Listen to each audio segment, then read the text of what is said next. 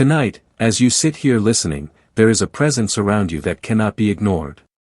It is heavy, pressing, almost invisible, yet you feel it deeply. This burden does not belong only to you. It is not simply your private sadness or the secret fear that hides behind your smile. No, it is larger. It is the pain of countless others that attaches itself to your spirit, as though their sorrow has chosen you as its vessel. It clings to you like smoke that refuses to leave the air even after the fire has died. You sense this heaviness not just in your mind but in your very body. Your heartbeat feels as though it carries the rhythm of the entire world. You feel the trembling pulse of humanity inside your chest, as though every cry, every wound, every hidden grief is echoing through your veins. And quietly, you ask yourself, why me? Why must I bear so much? Why does the pain of strangers flood into me as though I have no walls, no shield, no way to say no? These questions rise again and again. They make you wonder if something is wrong with you, if perhaps you were made too fragile for this hard and unfeeling world. But let me speak to you with clarity, this is not weakness. This is not fragility. What you carry is the sign of a soul that is still awake in a world that has gone blind. You are not broken because you feel too deeply. You feel deeply because you are profoundly alive. To live as one who feels everything is to stand at the very edge of existence. It is to walk without the armor that most people never remove. While others move through life numb, distracted, or disconnected, you feel the raw pulse of joy and the sting of suffering as if they belong to you. This is both a gift and a curse. A gift, because it connects you to the heart of humanity. A curse, because when everything is felt, even beauty can crush, and even love can wound. The psyche, as great thinkers have said, is not a private island. It is not sealed away, belonging only to you. No, it is part of a vast collective sea. Within that sea live ancient patterns, archetypes older than time, and emotions that flow from countless generations. Most people never sense this. They walk protected by thick walls of ego. But you, the empath, do not. Your veil is thin, your boundaries porous. You absorb dreams that are not yours. You wake up with the tears of strangers resting in your heart. And this, dear one, is not a disorder. It is not madness. It is participation in something larger, the drama of the collective soul. But every gift has two sides. The healer carries wounds. The lover often becomes enslaved. And the empath, if they remain unconscious, will drown in the flood of emotions that never belonged to them in the first place. The burden you carry is not only what life has handed you, it is multiplied by the grief of countless others that you unknowingly hold within. This is why your exhaustion feels heavier than most, why your sadness sometimes has no clear name. You are not only living your own story, you are carrying chapters from books that were never yours to begin with. I once met a woman who described a dream that haunted her night after night. In the dream, she wandered through a great, shadowed house filled with crying children. Each room she entered was the same, small hands reaching out, faces wet with tears, voices begging her not to leave. She tried to hold one child, but then another began to weep, and then another, until the sound became unbearable. She woke in despair, convinced she had failed, certain she was a terrible mother who could not protect her children. But the truth was this: none of those children belonged to her. They were not her sons or daughters. They were fragments of the collective, abandoned sorrows of humanity searching desperately for someone with an open heart to take them in. And because her heart was unguarded, because her soul was porous, they found her. This is the empath's curse, to take what is not theirs, to identify with every cry and every wound, to believe that the pain of the world is somehow their personal responsibility. It is to become an unguarded temple into which every wandering spirit may enter. And yet, the answer is not to harden into stone, not to build walls so high that nothing can reach you. For a heart that refuses to feel becomes no heart at all. The true path is different. It is to kindle a fire at the center of your being, a sacred flame that transforms whatever enters. Not to absorb it endlessly, but to change it, to turn sorrow into wisdom, grief into compassion, and pain into meaning. In our modern age, psychology often tries to explain away this kind of sensitivity. It gives it names, labels, diagnoses, calling it neurosis, hysteria, or oversensitivity. But such words miss the deeper truth. For what the empath carries is not simply a condition to be treated, it is a survival of something ancient, something sacred. Long ago, before the walls of ego grew thick, humanity lived closer to the living soul of the world. A tree was not just wood and leaves, it was a being with spirit.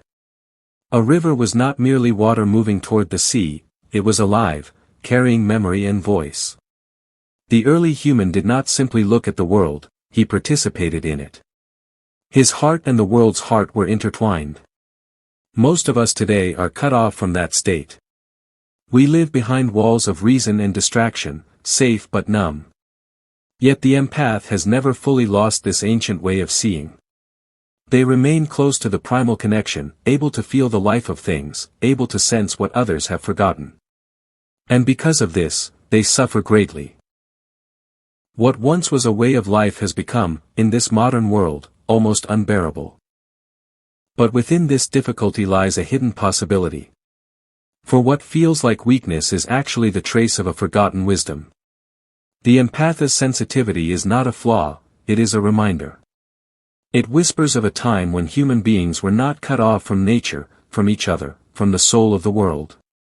To carry this gift today is painful, yes, but it also means carrying the seed of something humanity desperately needs to remember. The first step toward freedom for the empath is not to run, not to numb, not to pretend the weight isn't real. It begins with a single, radical question: is this mine? This simple question opens the door to discernment. Without it, you remain a sponge, endlessly soaking up the pain of others, carrying burdens you were never meant to bear. With it, you begin to draw a line between what belongs to your soul and what belongs to the world around you. But asking is only the beginning. For even when you recognize, this is not mine, the emotions will still pass through you, shaking your body, filling your dreams, demanding your attention. This is why the empath must learn solitude, not as an escape, but as a sacred practice. In the quiet, the voices of the collective rise louder, the sorrows you have absorbed make themselves known. It can feel overwhelming, even frightening, but it is within solitude that you begin to meet your own shadow, to see clearly what is yours and what is not. Without solitude, you remain lost in the noise of others. With solitude, you slowly discover the shape of your own soul. And in that discovery lies the power to say yes, and the power to say no. To feel everything and yet not drown in it.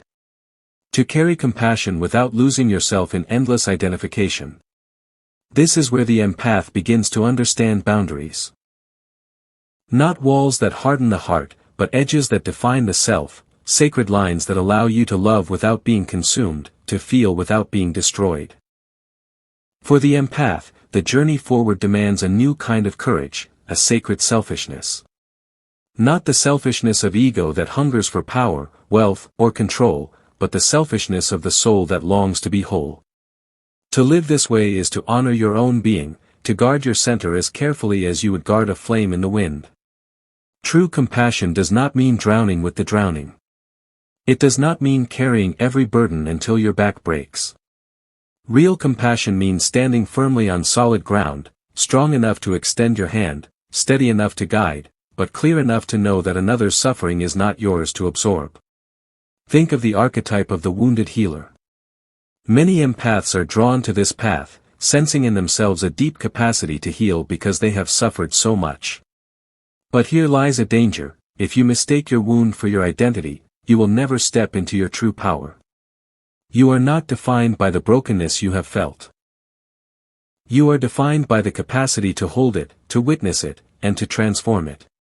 The wound is not who you are. The wound is the place where the light enters, the place where compassion is born. When you confuse the two, you live as if you are forever broken. But when you understand the difference, you awaken to your calling, not to live as the wound, but to live as the vessel that transforms it into meaning and healing. Throughout history, those with heightened sensitivity were not dismissed as weak. They were honored, even feared. They became shamans, prophets, healers, oracles, individuals trained to interpret the voices they heard and the visions they carried. They were not asked to absorb everything endlessly, they were taught how to shape it, how to turn raw pain into wisdom, how to carry messages from the unseen into the world of the living. This is the path waiting for every empath who chooses to awaken. Without awareness, your sensitivity becomes torment. With awareness, it becomes guidance. Without interpretation, you drown in the cries of others. With interpretation, you become a bridge between worlds. But here is a danger that hides in the shadows, the temptation of martyrdom. Many empaths confuse endless suffering with holiness. They believe that to carry the world's pain without rest is somehow noble, that to be crushed by the collective is their destiny. Yet this is an illusion. Suffering is not proof of significance. Endless burden is not a sign of sainthood. Your true calling is not to bleed endlessly for the world. It is to live in such a way that your sensitivity is transformed into vision, into meaning, into healing. To recognize that you are not here to collapse under the weight, but to stand as one who can see what others refuse to see, to speak what others are afraid to speak, to remind a sleeping world of its forgotten soul. The way forward for the empath is not found in denial or resistance, it is found in transformation. Pain, when carried blindly, becomes poison. But when given meaning, when expressed through symbol, story, or creation, pain becomes medicine. This is why so many empaths are drawn to art, to writing, to music, to forms of expression that allow the unspeakable to take shape. Creation becomes the vessel through which suffering is not only released, but also redeemed. In turning grief into beauty, sorrow into words, anguish into movement, the empath does not merely survive, they transmute. They take what is unbearable and give it a form that can be carried, shared, and understood. But the danger lies in silence.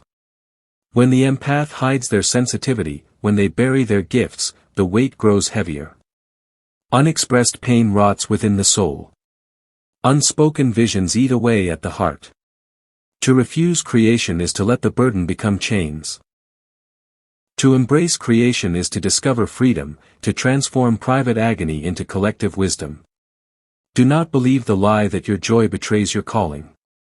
Many empaths secretly fear that to live in happiness is to dishonor the depth of their sensitivity. But the truth is the opposite.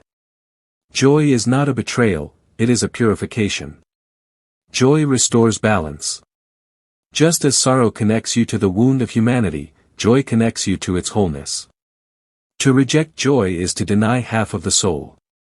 Both sorrow and joy belong to you. Both are sacred. Both are necessary.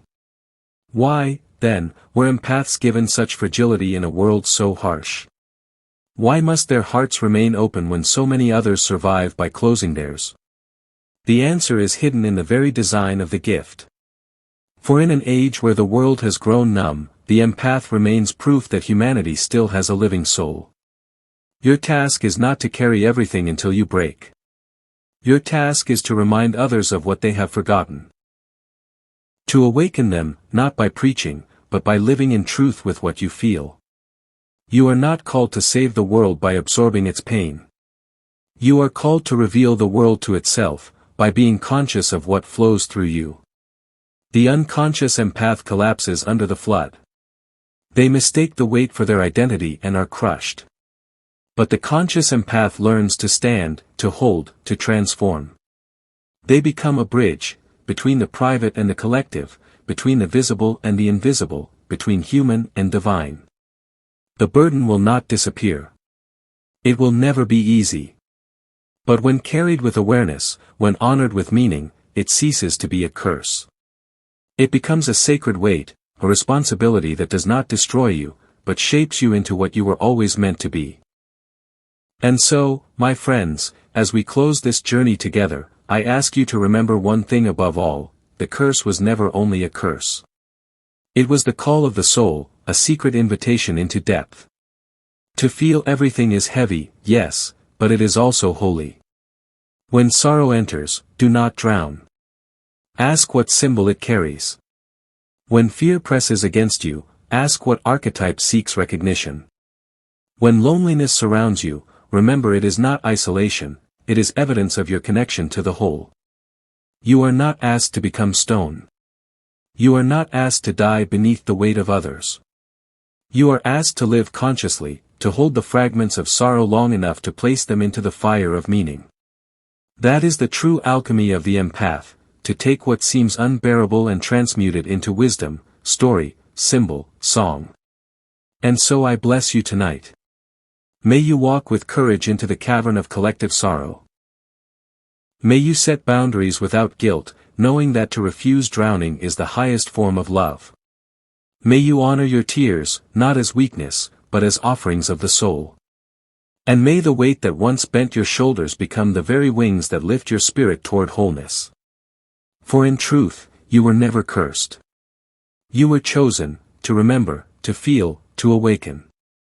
And if you carry consciously, you will not only survive, you will help heal a world that has forgotten how to feel. You who are listening right now, pause for a moment and breathe. Do you feel it? That quiet weight sitting on your chest.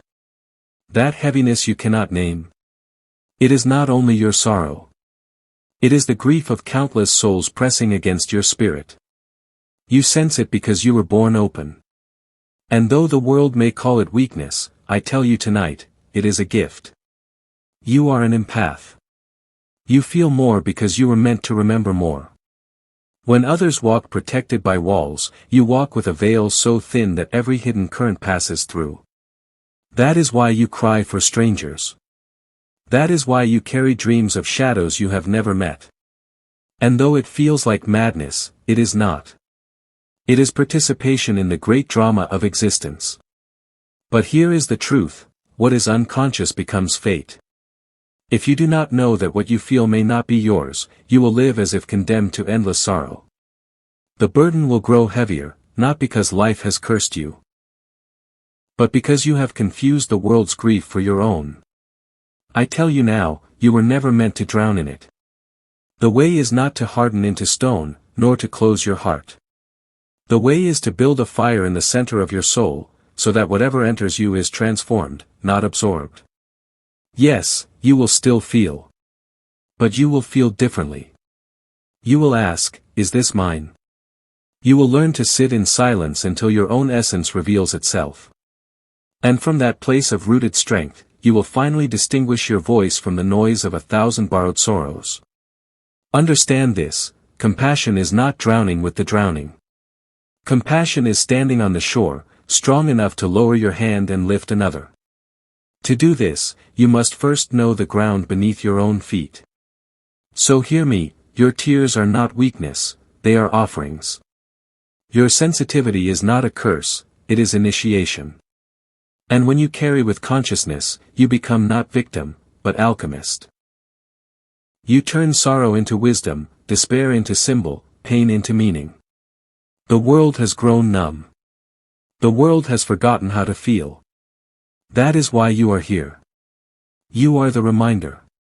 You are the bridge. You are the living proof that our souls are still connected. So tonight, let the message burn into your heart, you were never cursed to carry everything alone. You were chosen to awaken, to remember, and to transform. Stand tall. Feel deeply. And let your sensitivity become not your burden, but your destiny.